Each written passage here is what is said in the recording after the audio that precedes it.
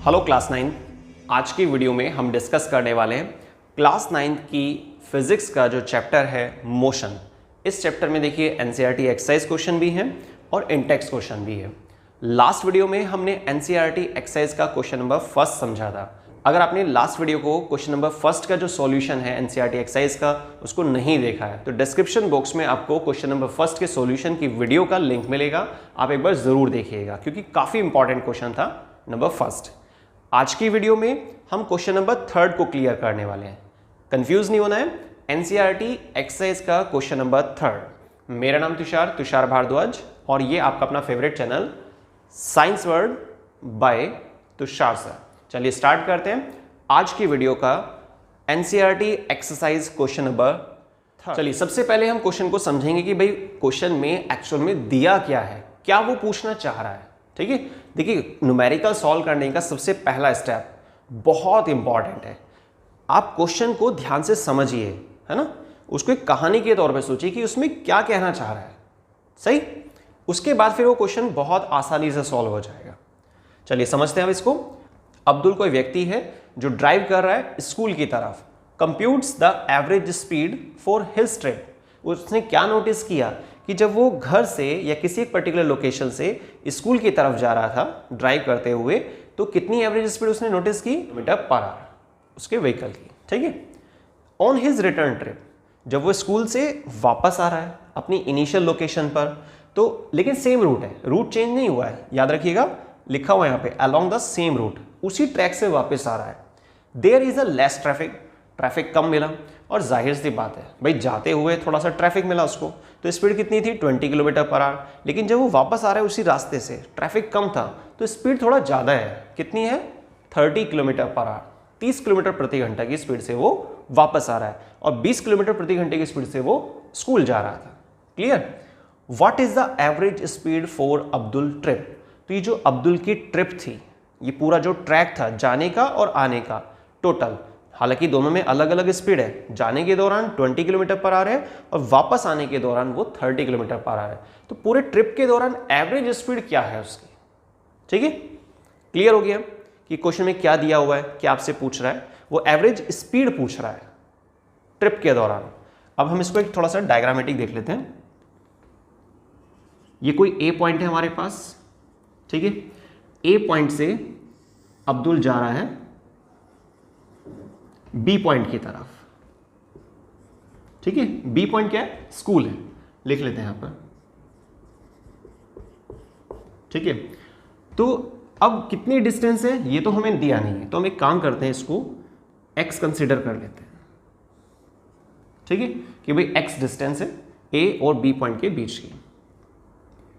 जाने के दौरान कितनी स्पीड से जा रहा था वो 20 किलोमीटर पर आवर। जब वो वापस आ रहा है उसी ट्रैक से तो कितनी की स्पीड से आ रहा है 30 किलोमीटर पर आवर। ठीक है, एरो से आप ध्यान रखिएगा, एरो जो है डायरेक्शन का इंडिकेशन देते हैं। ठीक, क्लियर हो गया। ये छोटा सा डायग्राम जो आपकी थोड़ा हेल्प करेगा समझने में कि भाई जब हम ए पॉइंट से बी पॉइंट की तरफ जा रहे हैं तो 20 की स्पीड से पहुंच रहे हैं और जब वापस आ रहे हैं तो कितनी स्पीड से आ रहे हैं 30 की स्पीड से। लेकिन क्वेश्चन में पूछना क्या चाह रहा है वो देखिए, एवरेज स्पीड क्या फाइंड कराना चाहता है वो आपसे, एवरेज स्पीड। अब आपको एवरेज स्पीड का फॉर्मूला याद होना चाहिए और वो फॉर्मूला क्या होता है, टोटल डिस्टेंस। जितने भी फॉर्मूले हैं ना इंपॉर्टेंट जो फॉर्मूले हैं उन पर भी हमने एक वीडियो तैयार की थी। आपने अगर उसको नहीं देखा है तो उसका लिंक भी डिस्क्रिप्शन बॉक्स में डल जाएगा, आप एक बार देख लेना उसको। ठीक है, क्योंकि देखिए फॉर्मूले अगर याद नहीं होंगे, क्वेश्चन आपको समझ में आ गया है तो कैसे सॉल्व कैसे करेंगे आप, नहीं ना। तो चीज़ें तो सारी ही आपको क्लियर होनी चाहिए तभी आप लास्ट तक पहुंच सकते हैं ना, रिजल्ट बना सकते हैं अपना बेस्ट। तो total distance divide by total time. ठीक है, तो टोटल डिस्टेंस अपॉन में टोटल टाइम, अगर हमें ये दोनों चीज़ें मालूम हो जाए ना तो इसका मतलब हम फिर एवरेज स्पीड फाइंड कर सकते हैं अब्दुल की टोटल ट्रिप के दौरान, है ना। तो एवरेज स्पीड हम निकाल लेंगे लेकिन हमें पहले क्या चाहिए, टोटल डिस्टेंस। तो टोटल डिस्टेंस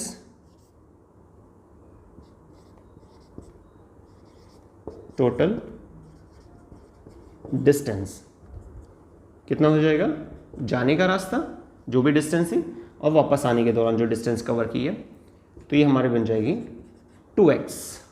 ठीक है, टोटल डिस्टेंस हो गई। अब हमें क्या करना है, टाइम कैलकुलेट करना है। टोटल टाइम पूछ रहा है वो, तो जाने के दौरान कितना टाइम कंज्यूम किया और आने के दौरान कितना टाइम कंज्यूम किया। ठीक है, तो इस चीज के लिए हम देखिए क्या करना होगा, एक फार्मूला लिखते हैं पहले, speed is equal to distance upon में टाइम। ये एक बहुत बेसिक सा फॉर्मूला है ना, चाल बराबर दूरी बटे समय, मतलब speed is equal to distance upon time. अब हमें तो टाइम चाहिए, तो टाइम कैलकुलेट कर लेते हैं, स्पीड इधर आ जाएगी, शिफ्ट हो जाएगा ना यहाँ पे, इस तरीके से सिंबल्स लिख लेते हैं। t1 इज इक्वल टू में ये डिस्टेंस है हमारे पास और स्पीड कितने हैं, स्पीड को ऐसे डाल देते हैं सिंबल। ठीक है, अब यहाँ पर वैल्यू पुट कर देंगे इसकी। t1 इज इक्वल टू में डिस्टेंस कितनी x और स्पीड कितनी है, फर्स्ट केस में हमें स्पीड दी हुई थी 20, तो t1 is equal to x upon 20। इसी तरीके से आपको क्या करना है, सेकंड केस लेना है, क्योंकि आपको पता है ना भाई जाने का अलग है सिस्टम और वापस आने का अलग है, दोनों में स्पीड अलग अलग है। अभी हम क्या कर रहे हैं, दोनों का टाइम कैलकुलेट कर रहे हैं। नेक्स्ट फिर हम क्या करेंगे, टोटल टाइम, क्योंकि हमारा मेन टारगेट क्या देखिए, टोटल टाइम फाइंड करना। इसी तरीके से आप यहाँ पर भी लिखेंगे दोबारा से, t2 is equal to distance upon speed, तो t2 इज इक्वल टू में डिस्टेंस के प्लेस पर x आ जाएगा और सेकंड केस में स्पीड हमारी कितनी है 30 किलोमीटर पर आवर। ठीक, तो t2 हमारे पास ये आ गया है और t1 हमारे पास ये आ गया है। नेक्स्ट अब हम क्या करने वाले हैं, total time, total time is equal to t1 plus t2। ठीक है, तो टोटल टाइम हमारा आ जाएगा t1 प्लस t2, तो x बाय 20 और x by 30, x upon 20 x upon 30। ठीक है, अब देखिए इसका बहुत आसान तरीका है, आप x बाय 10 कॉमन ले लीजिए, कितना बचेगा 1/2 प्लस 1/3, डायरेक्ट भी कर सकते थे, उससे कोई दिक्कत नहीं है वैसे। तो x अपॉन 10 कितना आ जाएगा, एलसीएम ले लेना या फिर क्रॉस मल्टीप्लाई, दो ही तरीके होते हैं यहाँ पर। तो 3 + 2 अपॉन में 6, तो ये हमारा बन जाएगा 5/6। ठीक है, तो 5x अपॉन में 6 × 10। अब देखिए इससे कट कर सकते हैं इसको, 5 × 2 = 10, तो x अपॉन में 12 कितना आ गया हमारे पास, x अपॉन 12, यहाँ लिख लेते हैं इसको, तो ये हमारे पास आ गया।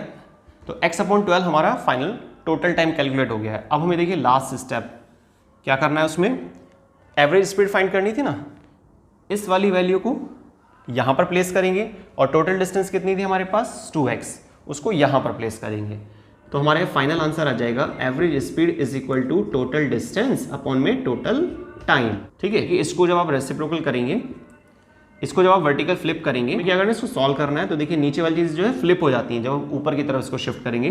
किस तरीके से उसको देख लेते हैं एक बार, 2x के अपॉन में 1 कंसिडर कर लेते हैं और x बाय 12 कैसे हो जाएगा, 12 अपॉन में x से x कैंसिल आउट हो गया है, तो 12 × 2 = 24, तो 24 हमारे पास क्या है, एवरेज स्पीड कैलकुलेट हुई है, जिसके लिए यूनिट क्या लगाएंगे, किलोमीटर पर आवर।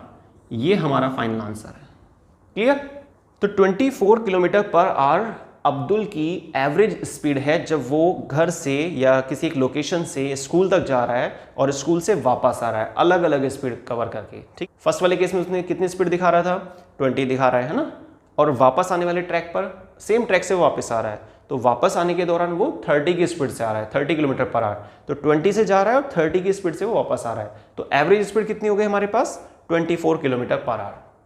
ठीक है, बहुत सिंपल न्यूमेरिकल है, बस आपको थोड़ा ध्यान से समझना है। सबसे पहले आप क्वेश्चन को क्लियर करना कि भाई क्वेश्चन में क्या पूछना चाह रहा है ना, एक स्टोरी तैयार कर लेना अपने ब्रेन में।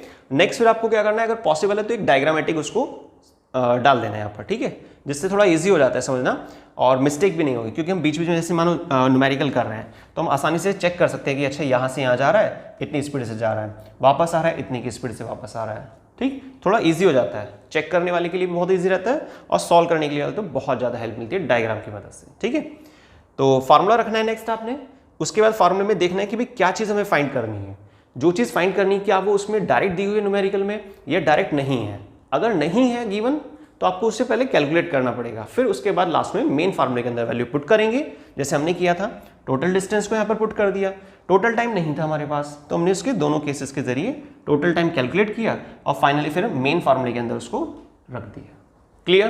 तो आई थिंक आपको क्वेश्चन नंबर जो थर्ड था एनसीईआरटी एक्सरसाइज का जो क्वेश्चन नंबर थर्ड है वो बहुत अच्छे से क्लियर हो गया होगा, और अगर आपको टॉपिक अच्छे से क्लियर हो गया, न्यूमेरिकल आपको बहुत बढ़िया से समझ में आ गया है, तो प्लीज़ वीडियो को मैक्सिमम शेयर कीजिए और चैनल को सब्सक्राइब नहीं किया है तो प्लीज़ चैनल को सब्सक्राइब कीजिए और साथ ही बेल आइकन को प्रेस करने के बाद ऑल पर ज़रूर से क्लिक कीजिएगा, जिससे बेनिफिट क्या होता है, जैसे कोई वीडियो अपलोड होती है तो तुरंत उसका नोटिफिकेशन आप तक पहुंचेगा और आप टाइम रहते न्यूमेरिकल को या किसी भी क्वेश्चन को समझ पाएंगे। तो आज के वीडियो में बस इतना ही, वीडियो को स्टार्टिंग से लास्ट तक देखने के लिए बहुत बहुत धन्यवाद। मिलते हैं नेक्स्ट वीडियो में एक और नए इंटरेस्टिंग टॉपिक के साथ। थैंक्स।